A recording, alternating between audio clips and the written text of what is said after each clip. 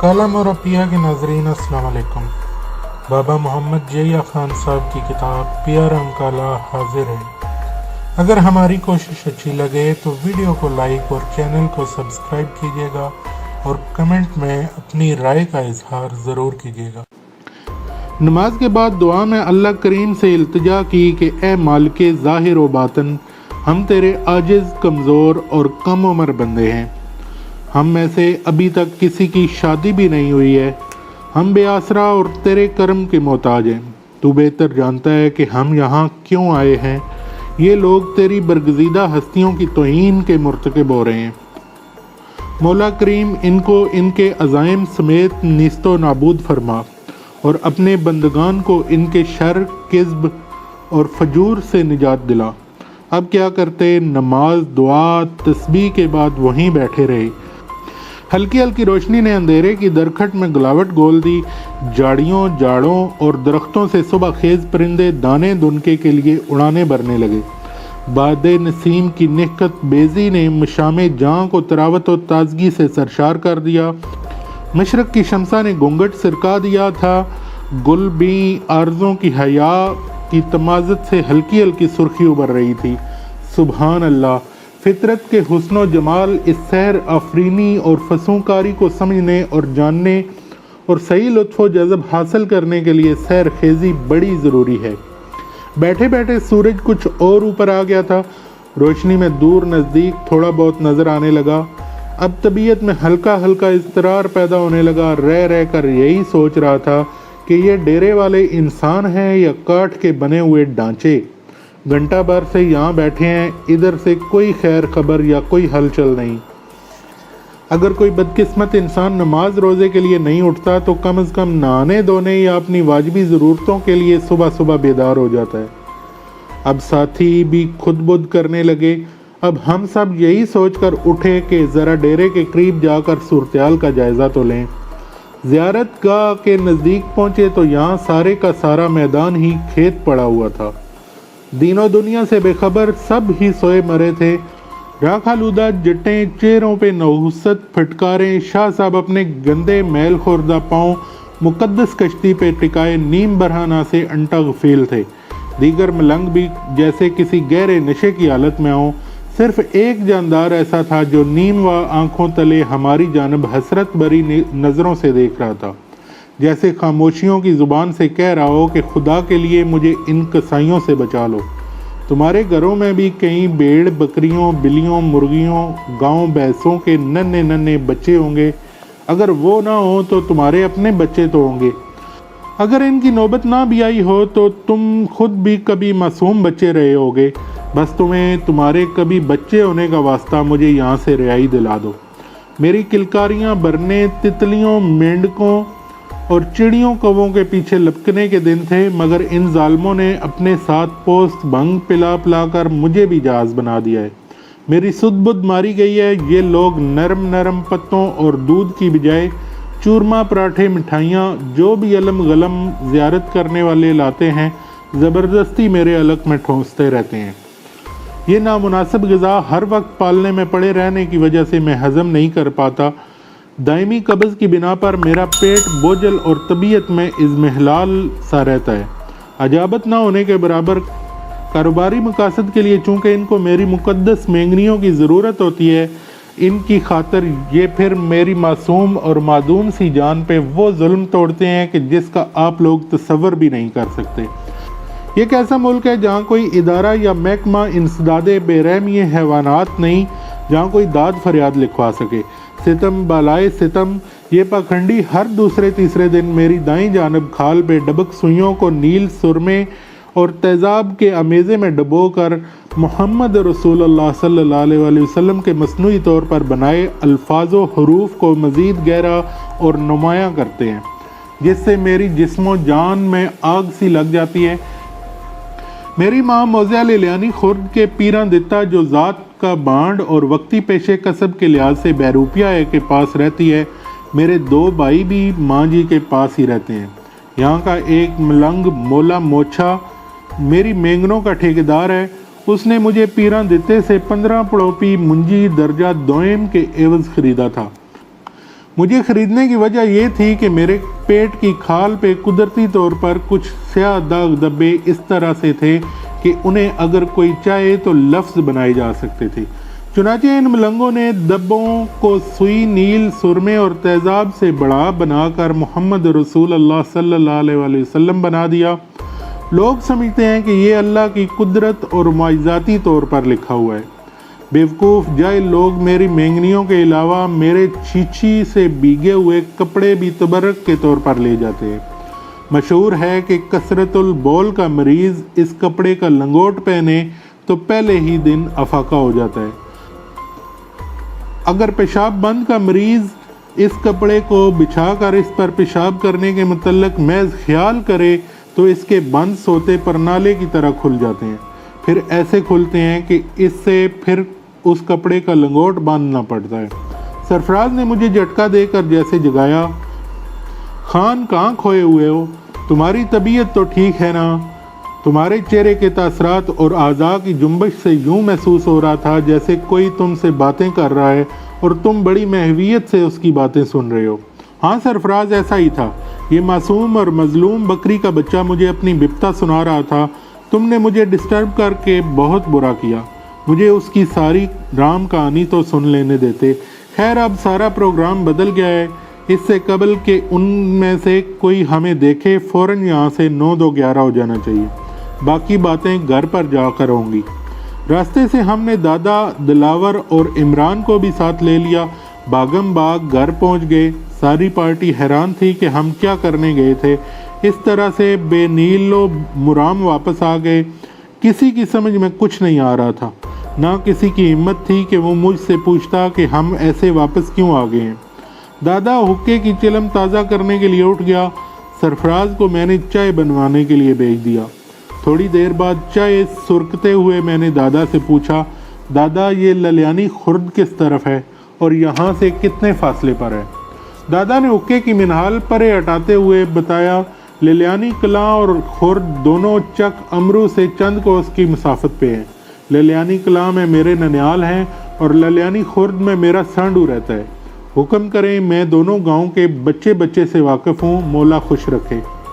میں دادا کو بڑی توجہ سے دیکھ رہا تھا، وہ بھی میرا اس طرح سے دیکھنا محسوس کر رہا تھا۔ قدرے گھبرا کر پوچھنے لگا، مولا خیر کرے، خیریت ہے نا؟ آپ للیانی کا کیوں پوچھ رہے ہیں؟ دادا تم مجھے یہ بتاؤ کہ اگر آج اسی وقت تمہیں چھوٹی للیانی روانہ کر دیا جائے تو جلد سے جلد تم کب واپس آ سکتے ہو؟ وہ حقے کا ہلکا سا کش لے کر انگلیوں اور آنکھوں میں حساب لگا کر بولا، رنگ باغ لگے رہن تے دشمناں دے منہ کالے تے نیلے پیر، سرکار جے میں اج تے ہن، میرا مطلب ہے کہ میں اگر آج ابھی للیانی جاؤں تو میرا خیال ہے کہ میں رات تک بخوشی واپس آ سکتا ہوں۔ میں نے اطمینان کا اظہار کرتے ہوئے کہا، اور اگر وہاں سے ایک آدمی اور ایک عدد بکری ساتھ لانی پڑے تو پھر کب واپس آ سکتے ہو؟ وہ قبرے کرتے ہوئے حیرانی سے پوچھنے لگا، مولا خیر خان صاحب دی اچے شملے تے سرداریاں قائم، بکری اتنی دور سے اور کسائی للیانی سے؟ موتیاں والے ہو، منٹوں پہلے 1.25 لاکھ بکری تے پلٹن کسائیاں دی حاضر کر دوں گا۔ نہیں دادا، مجھے وہ بکری چاہیے جو تیرے ہم زلف یعنی سانڈو پیراں دیتے کے گھر پہ ہے۔ دادا تو چارپائی سے گرتے گرتے بچا دریائی گھوڑے کی طرح آنکھیں چہرے سے باہر نکال کر مجھے دیکھنے لگا۔ باقی ساتھی بھی حیران اور ششدر کہ میں کیا کہہ رہا ہوں، کسی کی سمجھ میں کچھ نہیں آ رہا تھا۔ سلمان ہمت کر کے بولا، دادا تمہارے سانڈو کا نام پیراں دیتا ہے، کیا واقعی اس کے ہاں کوئی بکری ہے؟ بہو سلمان، رب تیری حیاتی کرے۔ یار خان صاحب یہ سب کچھ کیسے جانتے ہیں؟ مجھے تو یہ پہلی مرتبہ ملے ہیں، اور میرا سانڈو پیرا دیتا اسے تو مجھے ملے ہوئے بھی 1.5-2 ورے ہو چکے ہیں۔ خان صاحب اسے کیسے؟ دیکھو دادا، حیران ہونے کی ضرورت نہیں ہے، فی الحال اس بات کو چھوڑو، پھر کسی وقت بتاؤں گا کہ مجھے یہ سب کچھ کیسے معلوم ہوا۔ یہ روپے پکڑو اور اپنے دونوں بیٹوں کو ساتھ لو اور ابھی للیانی چلے جاؤ۔ سیدھے جا کر اپنے سانڈو کو ملو، اس کے پاس ایک بکری ہے جس کی سفید کھال پہ کالے کالے داغ دبے ہیں۔ اس بکری کے 3 بچے پیدا ہوئے تھے، ایک مادہ اور 2 نر۔ मादा बच्चा वही है जो तुमने मलंग के डेरे पे देखा था। 2 नर बच्चे पीरादित्ता के पास मौजूद हैं। तुम पीरादित्ता को बकरी समेत किसी न किसी तौर कल रात तक यहाँ लेकर आ जाओ। तुम इससे यहाँ डेरे के मुतल्लक कोई बात नहीं करोगे। अब असल गेम पीरादित्ते और बकरी के यहाँ आने के बाद शुरू होगी। एक वादा करता हूँ, अगर तुम सब दोस्तों ने राजदारी, हिम्मत और सब्र से काम लिया तो न सिर्फ ये मलंगों वाला गंद ख़त्म हो जाएगा, बल्कि दादा और पीरादित्ते की गुर्बत भी ख़त्म हो जाएगी और हम सब को सवाब भी मिलेगा। दादा और उसके बेटों को रवाना करके हम 5 सवार यानी मैं खुद, सरफराज, गुलाम रसूल, फौजी, दिलावर और सुलेमान बाहर निकल आए। इमरान इजाज़त लेकर अपने किसी ज़रूरी काम पे चला गया। गांव से बाहर आकर अब हमारा रुख दरिया के मुखालिफ सिमत पे था। यहाँ पर एक पुराना कब्रिस्तान था। इसके साथ एक मोहतात फासले पे एक गहरा खड्ड था। शायद किसी वक्त ये किसी नाले की गुजरगाह रहा होगा। खड्ड के दूसरे किनारे एक छोटा सा मिट्टी का कुदरती टीला सा उभरा हुआ था।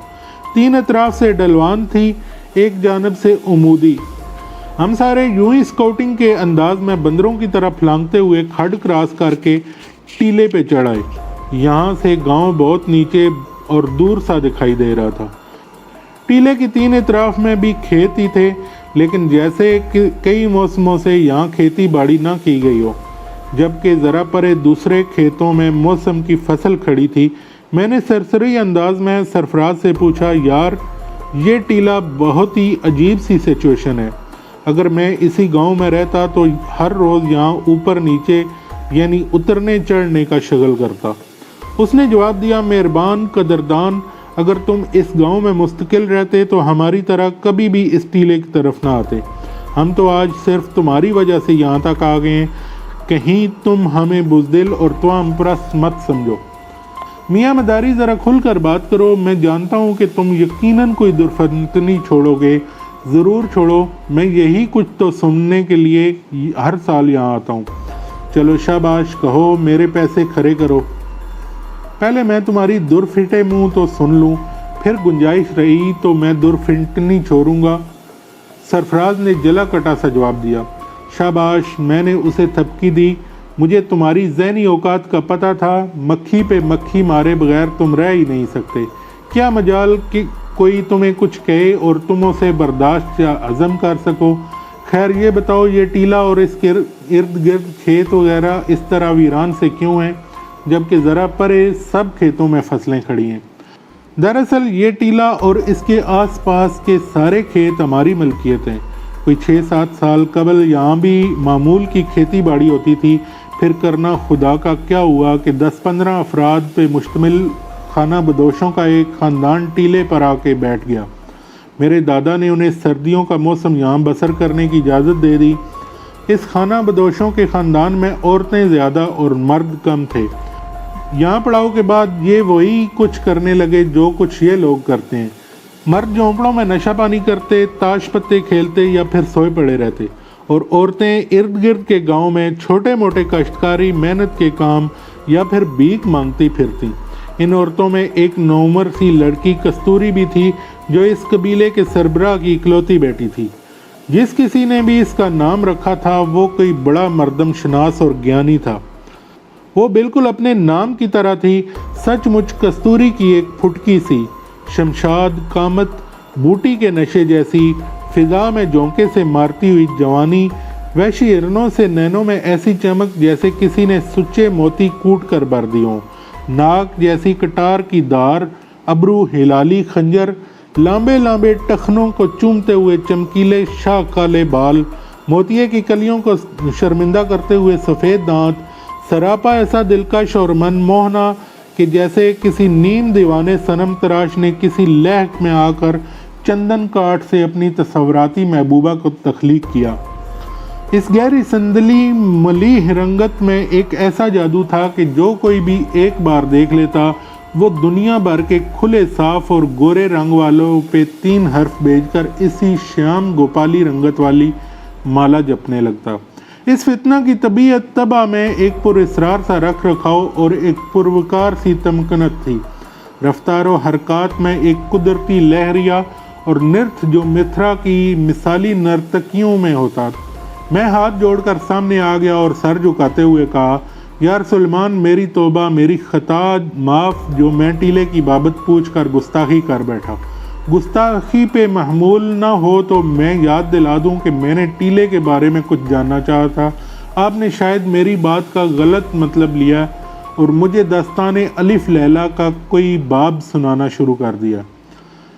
میں نے اسے تحسین آفرین نظروں سے جانچتے ہوئے بڑھاوا دیا۔ ماشاءاللہ، الفاظ کے طوطے مینا خوب اڑا لیتے ہو، تم بڑے کامیاب داستان گو ثابت ہو سکتے ہو، تمہارے لیے دعا گو ہوں۔ میں نے اس کی پیٹھ ٹھونکتے ہوئے مزید کہا، یار چند لمحوں کے لیے تو میں واقعی کہیں گم ہو گیا تھا۔